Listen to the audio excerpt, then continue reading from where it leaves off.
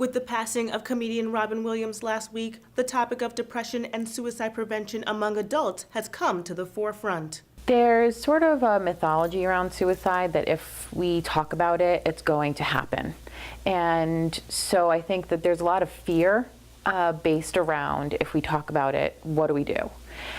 It's so important to talk about because it is preventable. While many people may think depression is just about sadness, Dr. Harold Ginsberg explains it's more than that. In general, psychiatric illnesses, and this is true for all of them, schizophrenia, anxiety disorders, as well as depression, it's a loss of the ability to modulate the normal mood that we all have. They oftentimes come across to their families as with energy disturbances, such as a long period of time where they're not having the usual energy that they would have usually had, maybe more irritable than usual. The American Foundation of Suicide Prevention in Southwestern Connecticut is doing their part to break the stigma that often goes along with suicide. Not only on our website can you find resources, but we do hold community walks, or it's sort of a safe place for people to go and kind of feel supported. And one of the things we do there is we have honor beads. Everybody wears a different color of who they've lost, and we also have one if someone's struggling.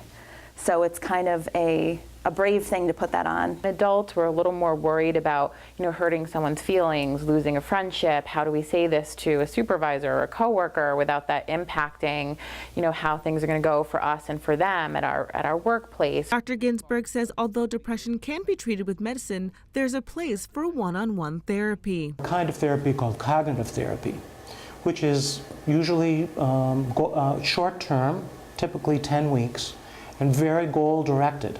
The idea is not to sort of rehash old stuff. It's to think about what do I need to change in my life right now to help me get back to being the person I want to be.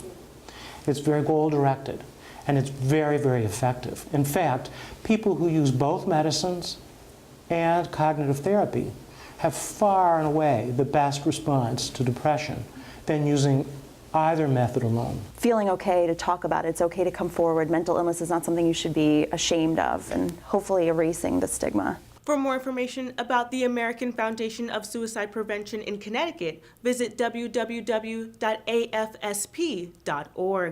In the newsroom, I'm Quadruba Coffey for It's Relevant News.